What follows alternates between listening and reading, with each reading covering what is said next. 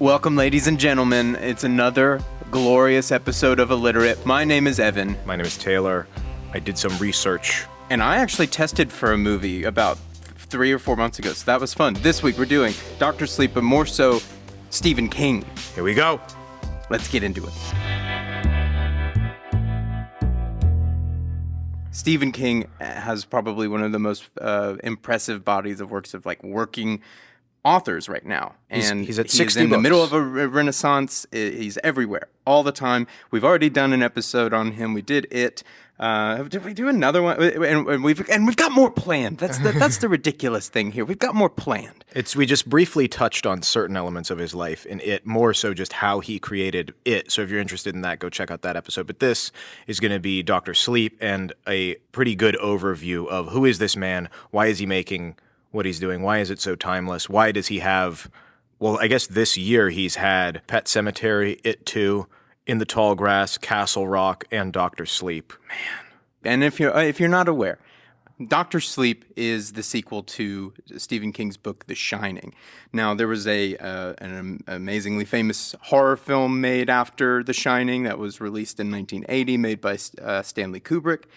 So fast forward to 2013, Stephen King released a sequel to his book titled Dr. Sleep. So now we are getting a film adaptation directed by Mike Flanagan, who's directed other things like Oculus, if you've seen that, and the very popular Haunting of Hill House on Netflix. The differences are that Stephen King is an author who writes books. So The Shining is a book, and then Dr. Sleep is a book.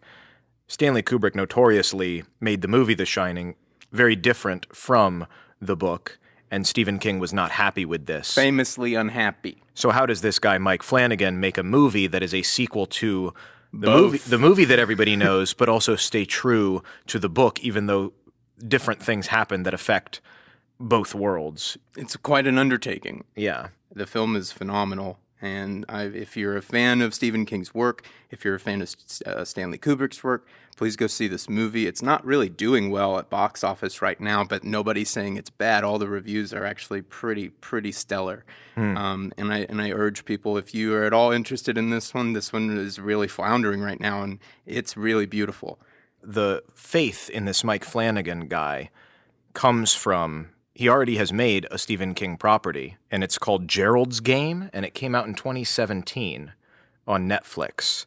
It's based on a Stephen King short story, which most people called unfilmable. It's this guy who takes his wife to this hotel, and they're doing sexy stuff, and he handcuffs her up to the bed, and then he dies. And it's mostly a stream of consciousness, her trapped in the bed, wondering what's happening. Heart attack, I think. Oh, God. Yeah, so it's like total horror, because what's she going to do? Nobody's going to find her. Yeah. Honey? Basically. Just like strapped there. That'd be and it's just a amazing. short story. So how do they film this thing if it's all her racing thoughts and all the memories of that and all this? Oh, it's like, man, yeah. But this guy, Mike Flanagan, did it. King loved it. Really? He praised it majorly. So then it makes sense that even though Stanley Kubrick, according to King, floundered The Shining, he would trust this guy to then go ahead and do the sequel. And I've actually heard King go on record now that the film has come out and saying that he actually likes the Kubrick version more now and appreciates the Kubrick version more now, having had Dr. Sleep made now.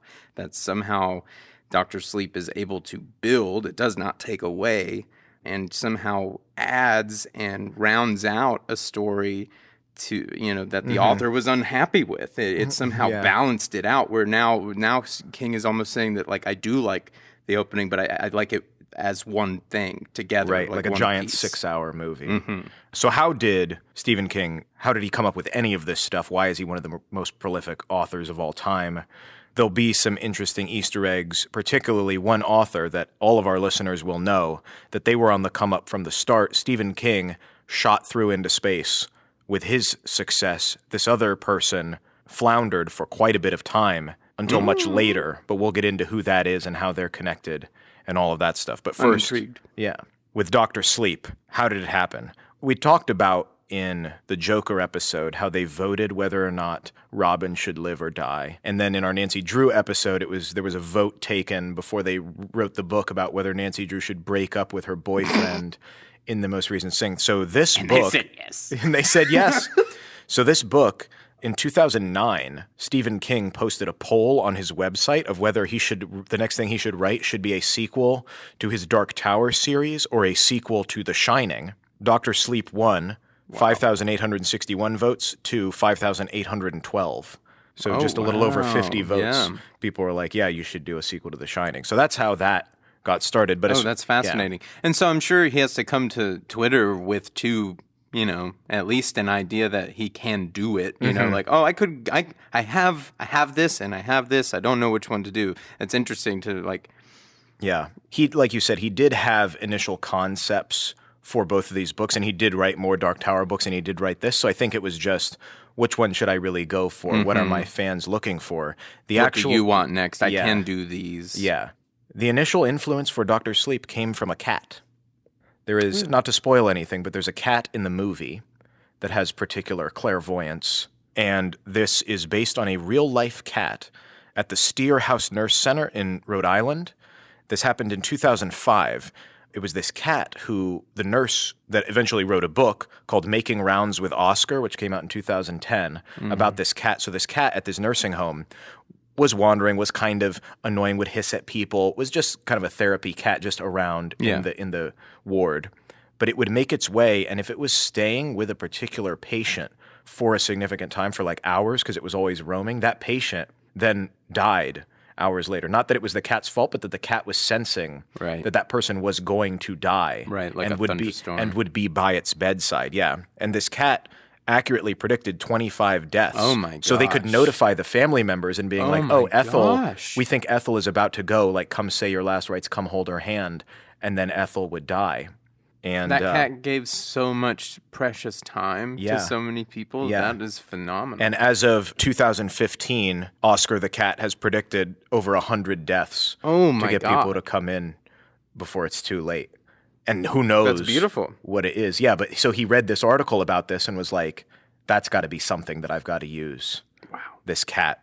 And then the second thing was most of his recent books before Dr. Sleep, again, going back to the polls, I think he was trying to figure out what his audience wanted. Because he said his recent books were fun, but they were more like suspense books, or they were thrillers, or they were these epic things. But he was saying, like, he wanted to scare the shit out of people.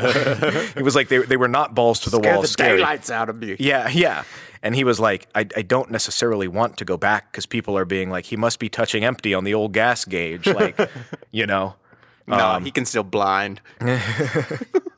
He said, and especially with sequels, and it's funny because he said the only two exceptions, he's this master writer, the only two exceptions he has for sequels are Huckleberry Finn, which we've talked about. Mm-hmm. If you want to know why that's such a great sequel to Tom Sawyer, go listen to that episode. And then the script for the Godfather 2 movie, he's like, is way better than Godfather 1. In his mind, those are the only two sequels that ever hold muster. And so he's like...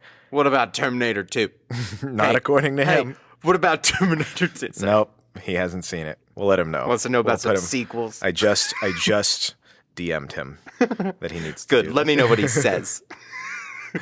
As far as The Shining and what he was looking at with this, basically the question, he was like, how come Jack Torrance never tried AA?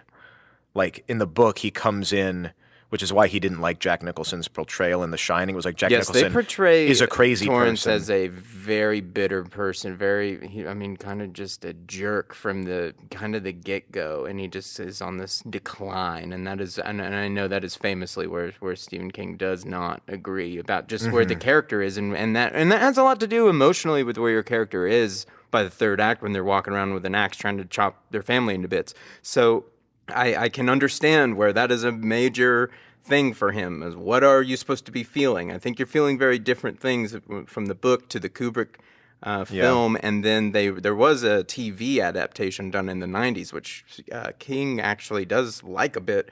Or he was more involved in it. Yeah. He was more involved in it, and he likes it a bit more than the Kubrick version, and that really does readjust the Jack Torrance character to be a bit more sympathetic. So if you want to see what that version is like, that also has more that they've cut out from the Kubrick film, so it has like the hedge animals in it, which is famous, a famous sequence in the book. A big thing that we will get into as far as Stephen King's life is how, and we've joked about this before, is how like he just pulls directly influences from his life in his book. It's like everything that he writes is some tortured author who doesn't know what to do next. And so for The Shining, the main character has a ton of alcohol. What a reach! Yeah. The main character has a ton of alcohol problems and this angry father, and that's what follows through in Dr. Sleep, where it's this son who's dealing with that trauma of what happened.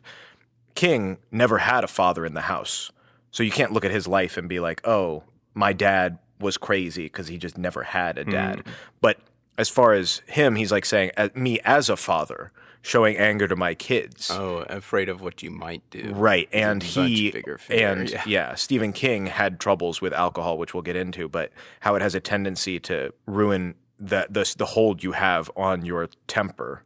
He had deviated from a lot of books about kids. His earlier work has a lot of kids in it. And then they're like, okay, why are you going back to kids? And he had said in an interview that I read, it's because he didn't have kids anymore. Again, going off of what you know in your life, his kids were grown up after they left. It's not as easy to write about those things. Yeah, you're not feeling if my judgment lapses for 2 seconds, or is my kid going to end up in the street? Like you're not thinking about on that level. Yeah. As a parent, I can only imagine. But if you really have to put yourself in the shoes of a parent and all of the anxieties that they have to worry about when they are child caring, Yeah. I mean, as a writer, that's what you're thinking, that's what you're feeling, that's what you're living on day in, day out. I mean, that makes total sense to me. So when they're out of the house, maybe I can think about other things. These anxieties are relieved. Maybe now I'm starting to think about anxieties, like other things. Maybe I'm starting to think about the world and like what's happening in the world systems. Like your mind shifts as problems enter and exit your life. And the problem of seeing that over his body of work is really interesting, actually. And as it relates to Dr. Sleep, now that my kids are gone, what have I made them? What have they become? Oh my gosh, yeah. Have you become the Frankenstein? Like have you made the monster? Yeah. And so that's a huge part of it. So the origins of Dr. Sleep in a nutshell: Oscar the therapy cat and Stephen King's kids growing up. That's what compelled him to write this thing. And then a poll that sealed the deal. Thank God for Twitter. Cool. So now we go into the life of Stephen King, everything you will ever want to know about how he came to be the master of horror and why he loves Maine so much. He loves it. He loves Maine, the place, to death. Because he was born there in 1947 in Portland.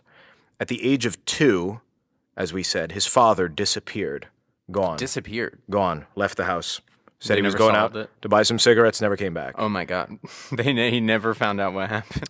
Actually, Didn't care? much later, they realized that this guy lived close by with a new wife and 4 kids. Oh my God. Stephen King never reconciled with him. Good. He said at a certain point he wanted to just, I don't remember what the exact quote was, but it was like hit him in the head with a 2x4. Yeah. And then he thought later in life, he was like, I'd want to ask him why he did it and then hit him in the head with a 2x4. But never talked to him, never got that reconciliation. So a lot of the stuff that he's dealing with in his books, a la the Jack Torrance Shining stuff, has to do with fatherhood or a lack of or a confusion about it all. The fear of what you might do, the fear of how, yeah. But single mom, had to pay the bills, had to figure out all this stuff. They moved a lot as kids. They lived in Wisconsin, Indiana, Connecticut. At the age of 11, your boy moving back to Maine. He was smitten. And this is where we get the start of his writing. So you can read into this as much as you want, but he found a box of belongings in the attic that belonged to his dad. And in one of them was a book of H.P. Lovecraft, short stories and whatnot. And he was like, I was in love. That would do it. That's where he started. But he was reaching out to everything. And this is what was interesting to me. Even as a kid, he's trying so hard. You'll see that kind of push resilience, which factors into a lot of his characters as well. You'll see most of his characters are troubled artists or struggling writers or people who are pushed to the limit. Yeah. And some crazy situation happens. He said at 14 years old, he had accrued so many rejections, he nailed them up to the wall, and the nail fell off. It was too heavy, all the rejections that he had.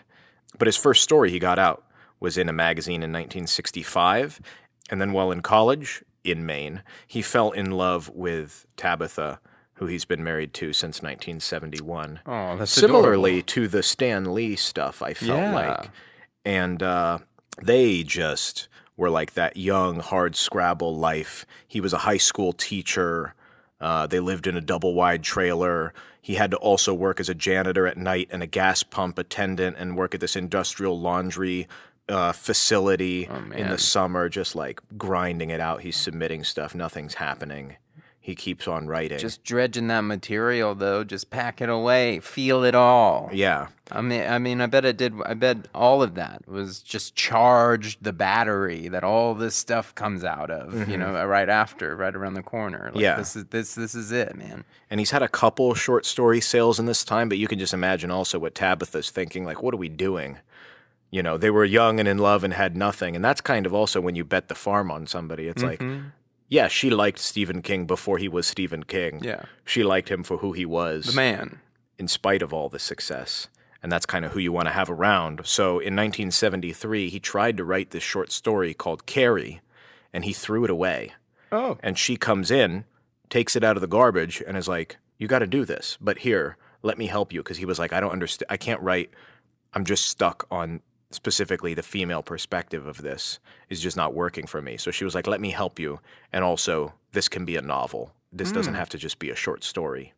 So he had written some other novels before, but this was the first one that got picked up to be published. Lo and behold, they didn't even have a phone at their house. So he got a telegram that said he got this advance for Carrie. It was going to be published. And it was going to be $14,000 in today's money, which is so huge for them to get this. I can imagine. And this is in 1973. So he goes on thinking, la-di-da, well, that was great. Yeah. Signs another teaching contract. Yeah. The next year, he gets another, I don't think it was a telegram, but he gets information from the publisher. They're Bought like, a phone. with his Ford, well, he actually, as I just by happenstance saw, he bought a Ford Pinto with that money. Bought the old car. A respectable purchase.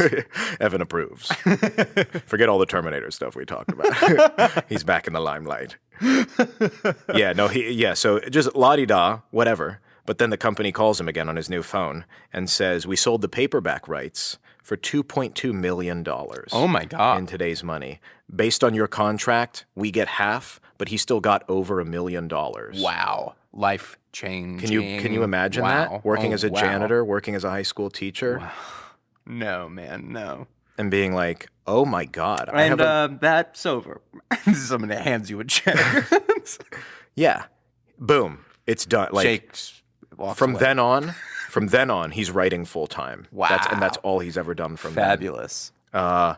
Unfortunately, this is also the start of his notorious drinking and drug problem. It's like the highest highs and the lowest lows. Charging the bank, though. Charging the bank. And I know I don't want to say it like it's a great thing, but like, look, he's so great. It's a good thing. I like hearing the struggles that people go through. That's what makes the person. I want to. This is the stuff this is where it all comes from. This is it. This is the fuel of everything that we love about this guy. Because he's so open and he's so honest about it now. Some people try to conceal their faults and their flaws. And he's like, no, this was bad.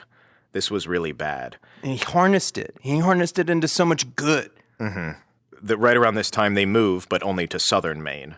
Not they still live in Maine. But sadly, his mom is super sick. She dies of cancer. Oh, no. And like I said, this is where he starts developing this drinking problem. He even admits that he was drunk at his mother's eulogy. And a huge thing, like, remember how he said Carrie was going on in 73? Right after that, in the autumn of 74, they moved to Boulder, Colorado. And then this is where he writes The Shining. This is where all this stuff is coming on. So you can see it isn't even in the apex of his drinking problem. Yeah. But he has the prescience foresight to realize. Yeah, he knows it's a problem. And like I said, because he didn't have a father, already, he can look at like how could I be impacting my kids? Yeah, if I don't gain control of this, I might not be there for my kids. And then if I'm not there for my kids, what becomes of my children? That is the story of The Shining. And The Shining really is a cautionary tale, worst case scenario about what addiction can do to you and the people around you. That is why ultimately it is so affecting. And bizarre that he can also churn it out while he's in it. Yeah. No, but that honestly makes so much sense to me. I totally am picking up what he's putting down there. That absolutely makes sense to me, and that's the beautiful part of it is this man knows he's in the middle of the depths, and he's still able to comport that and put it out into the world, out into the ether. He might be screaming for help, but that is probably more than most of us do. Or have a proper outlet, like if you work at exactly an insurance company. That's that's very important. I think, but I think that's just exactly what I was saying. Is that most of us don't do it. He's just so fortunate he had a direct outlet to actually put this stuff into.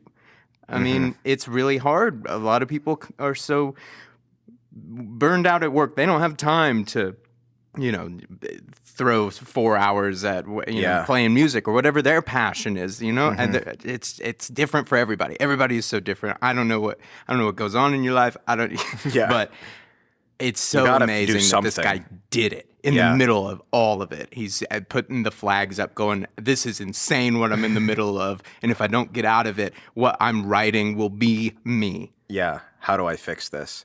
In that time, and I teased this a little bit before, he becomes friends with another writer. At this point, Stephen King is going to these science fiction conventions and these comic conventions and these writing conventions and all this stuff and meeting people. And it's this guy who is notoriously not known, but I found out that he bought the first ticket to the first Comic-Con ever in 1964. And his name is George R.R. Martin. Oh, no way. And so in this time, George Martin is writing all this fantasy, all this sci-fi, all this geeky stuff.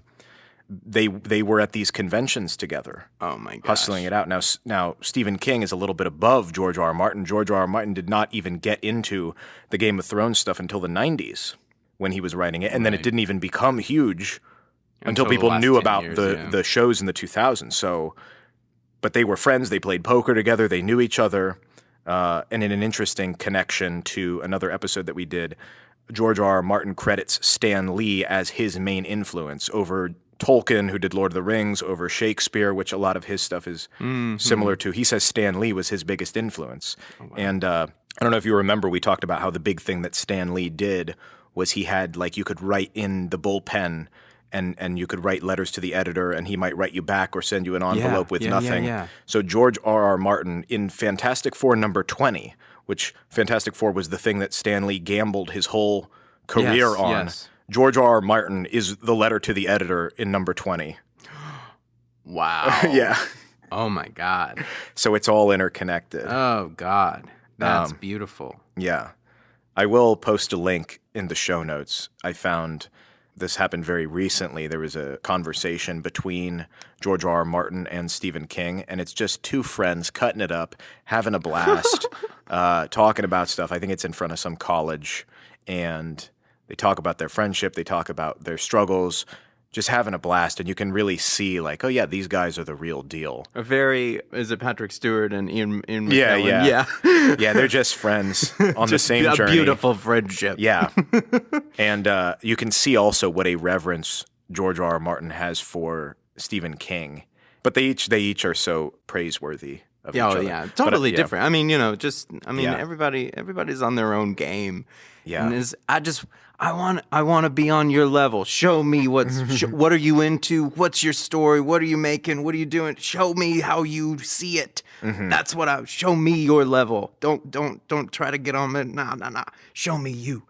Yeah. Yeah. Unfortunately for Stephen King at this point, now we're going into the 80s and he is really, really doing bad as far as addiction. He basically said he was drunk the entire time writing Cujo, which came out in 81. He's like, I don't even remember what was going on there. And this in the 80s now, he's progressed into cocaine. And he was basically doing it all the time. Oh, no. He directed a movie based on a short story that he wrote, and the movie's called Maximum Overdrive in 85. And he, again, being open and candid and honest with his troubles, admits he was basically out of his mind the whole production. He was on cocaine. He didn't know what was going on. It was like a nightmare. In the late 80s, his wife has an intervention. It gets super serious, and he quits all drugs and alcohol in the late 80s, is able to overcome it, and has not done any since. Hell yeah. Luckily, right around this time, now we're back up to speed with what we've talked about before, because in 1986, this is when It comes out. And he's back off to the races. Because a lot of the works right around this time were not as revered, not as interesting. We don't even really think of them. He still has a ton of books, but like It then becomes, oh, he's back on the map. Yes, this is the thing. So, I guess, can you paint a picture of what books came out, what were hits, just in this little window of time of just like between Cujo and now? What else came out? So around this time, he's doing The Long Walk, The Dead Zone, Firestarter, The Running Man, Cujo. Kind of random stuff. Interesting. That isn't as well known. Now, what years are those? That's in the late 70s, early 80s. Multiple a year? Yeah. Interesting. He's just churning them out. Yeah. He got over that one writing. It's, I can't crack the female perspective. And his wife came in, here, honey. And he's just been flying since. Basically. I got it. You fixed my writer's block. Thank you, honey. 1 or 2 books a year, sometimes 3. He wrote under a pen name, Bachman, because he was worried that he was writing too much. And they found out later that was who he was. It's just a hand going. He can't control it. That's not even me anymore. It's Bachman. It's Bachman. Yeah, so It comes out. A strange, scary situation in his life. In 91, there's this wild guy named Eric Keene who drove 2,000 miles from Texas and hid in his house. He wasn't there. His wife got super scared, ran to the neighbor. Oh my gosh. And this dude got arrested because he was like, I wrote the sequel to Misery, and Stephen King has not responded, and he needs to read it, and it needs to come out. Because he thought Misery was about his mom, who was also crazy or mentally ill. And but he should have read it and put it out. Well, in an interesting turn of events, Misery is about this author who gets held hostage by a crazy fan. Yes. So ironic that actually happened to him. Great film with Kathy Bates. Yeah. And he was even saying, because Misery, he wrote around that time of his cocaine addiction, and he was like, the lady in, like, Misery was cocaine. Like, it was holding me hostage. Yeah. And that's really what it was about. Oh, fascinating. So then, 90s, he's thankfully, the drugs and the alcohol is gone. He's pressing along. In 1999, he was walking along the highway, got hit by a van, flew, thrown like 12 feet into the air across into an embankment. This guy was like, his dog was loose in the back seat of the van, and he was turned around looking, wasn't paying attention. They thought they were going to have to amputate Stephen King's leg.